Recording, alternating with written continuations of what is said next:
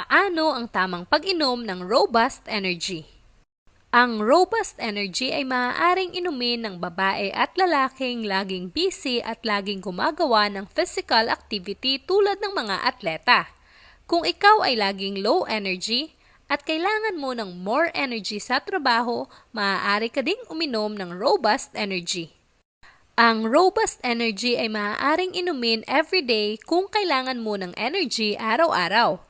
Preferably, inumin ito ng umaga bago ang breakfast o agahan. Inumin kasabay ng maligamgam na tubig. Ano ang mga dapat tandaan sa pag-inom ng Robust Energy?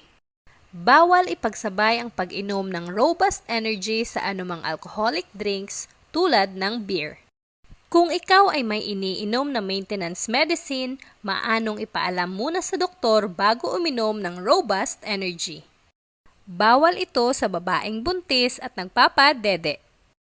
Kung ikaw ay may allergies sa alinman sa active ingredients ng Robust Energy, maanong ipaalam muna sa doktor bago uminom ng Robust Energy. Ang price ng Robust Energy sa market ay 16 pesos per capsule.